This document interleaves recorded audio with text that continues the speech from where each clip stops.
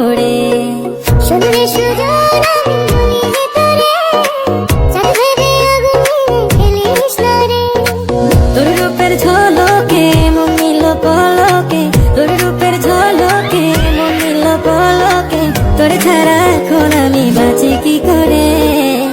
আজকে এত সুন্দর ওয়েদারে যদি আমি কিছু না বানিয়ে খাই তাহলে কি হবে? তো এই ওয়েদারে আমি কি বানিয়ে খেলাম এটাই আপনাদের সাথে শেয়ার করব, আর কি কি করলাম আজকে বিকাল থেকে, তাই এটাই আপনাদের সাথে শেয়ার করব।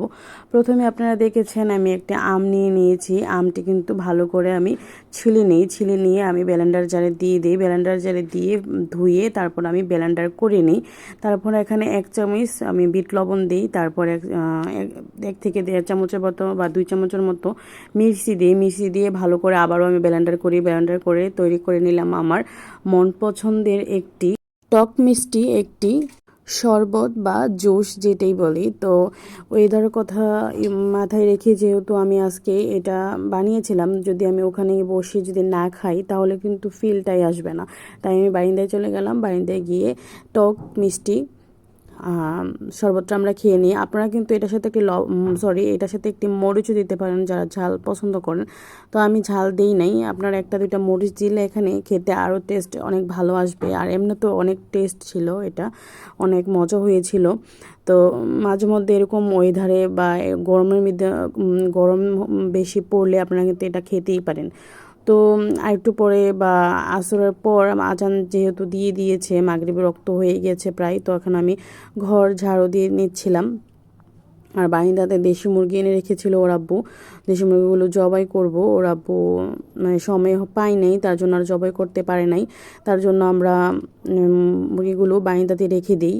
তো আমরা একদিন পরে এগুলোকে জবাই করব। তো আমার মোটামুটি সন্ধ্যার আগ দিয়ে ঘর প্রায় ঝাড়ু দেওয়া কমপ্লিট। আমি সব সময় আমি এই কাজটা করি, এটা আমি আমার আম্মুর থেকে এই অভ্যাসটা পেয়েছি।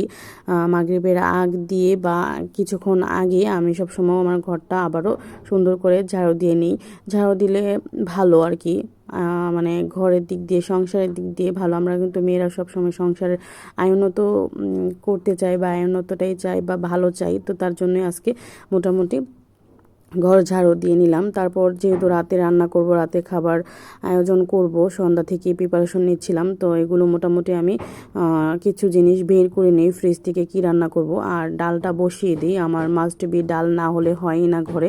আর আমার হাজব্যান্ডরা আমি ডাল পছন্দ করি, তো আগে আমি ডালটা বসিয়ে দিই। তারপর এখানে ভাতও আমি বসিয়ে দিই। আর অন্যদিকে আমি পেঁয়াজ, তারপর মরিচ, কাঁচামরিচ এগুলো আমি এক সাইডে ভিজিয়ে রাখি। আর দেখি তেলের বয়মটা বা তেলের জারটা খালি ছিল, তো তেলটাও মানে পুড়িয়ে নিয়েছি বা পূরণ করে নিয়েছি। তো এই ফাঁকে কিন্তু এখানে দিক দিয়ে মোটামুটি ডালটাও প্রায় সিদ্ধ হয়ে এসেছে আর ভাতও মোটামুটি বলক চলে আসছে। আর এখানে আমি কি ভিজিয়ে রেখেছিলাম, এখানে মূলত রূপচাঁদা মাছ, তারপর মুরগি আর হলো চিংড়ি মাছ আমি নামিয়ে রেখেছিলাম। আমরা যেহেতু মানুষ 2 জন বা 3 জন, আমরা 2টা ছোট মেয়ে, তারপর আমি আর আমার হাজব্যান্ড, আর ঘরে কিন্তু অন্য কোনো মানুষ নেই। তো আমি মোটামুটি এগুলো ভাজতে বসিয়ে দিই হলুদ মরিচ দিয়ে। আমরা সবাই জানি কীভাবে রান্না করতে হয়। তারপর আমি এই স্পেশাল এই জিনিসটার কথা বলবো, এই জিনিসটা আমি সাজেস্ট করব। মানে এরকম একটা মানে কাটার থাকলে আর ঘরে কোনো বাড়তি কোনো ঝামেলাই নাই পেঁয়াজ পলার আর মরিচ কুচি করার। আমার এটা অনেক সাহায্য করে। আমি এটা মূলত বাণিজ্য মেলা থেকে এনেছিলাম। আমার এটা বলার মতো না, অনেক ভালো, আমার একটা উপকারী জিনিস। অনেক সময় হয় কি পেঁয়াজ বলতে চোখ দিয়ে পানি চলে আসে, অনেক কষ্ট হয়। তো আমি মনে করি এটা কষ্ট থেকে উদ্ধার হওয়ার একটি মেশিন। সব মেয়েরাই সংসার জীবনে যারা আছে তারা সবাই এটা ইউজ করে বা ব্যবহার করে। আর অন্যদিকে আমার চিংড়ি মাছ কিন্তু রান্না হয়ে গিয়েছে, আপনারা দেখতেই পাচ্ছেন। এখন আমি মুরগিটা রান্না করে নেব। এই তো মুরগিটা রান্না করে নিয়েছি, প্রায় কমপ্লিট মুরগিটা রান্না করা আমার। তো মুরগিটা রান্না করতে অন্যদিকে আমি রূপচাঁদা মাছটা মেখে রেখে দিয়েছিলাম। তো এই তো রূপচাঁদা মাছটা নিয়ে আসলাম ভাজার জন্য। আর আপনারা কে কোনটা পছন্দ করেন কমেন্ট বক্সে কিন্তু জানাবেন। আমি এখানে সবগুলো জিনিসই পছন্দ করি, এটা আমার হাজব্যান্ডও পছন্দ করে। তো রূপচাঁদা মাছ কিন্তু আমার অনেক পছন্দের একটি মাছ। এখানে আমি আর আমার হাজব্যান্ড 2 জন রূপচাঁদা মাছ খাবো। আর এই মাছগুলো এনেছিলাম মূলত কক্সবাজার থেকে। কক্সবাজারে আমরা অক্টোবরের দিকে গিয়েছিলাম, অনেক আগের মাছ এগুলো। তো মোটামুটি এগুলো ফ্রিজে থেকে থেকে প্রায় বললেই চলে, মানে অনেক অবস্থা খারাপ হয়ে গিয়েছিল। তো তার জন্য আজকে নামিয়ে রেখে রান্না করে ফেললাম। আর যেহেতু সামনে কুরবানি চলে আসছে, ফ্রিজ অবশ্যই খালি করতে হবে। তার জন্য মোটামুটি আস্তে আস্তে সব জিনিসই নামিয়ে রান্না করে খেয়ে ফেলছি আমরা।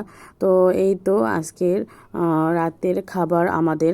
এখানে সালাদ করেছি, তারপর রূপচাঁদা মাছ ফ্রাই করেছি, ডাল রান্না করেছি, তারপর চিংড়ি মাছ ভুনা করেছি, গরু মাংস মুরগির মাংস ভুনা করেছি, আর ডালও রান্না করেছি, দেখতেই পাচ্ছেন আপনারা। আর এখানে এই যে মুরগিগুলো।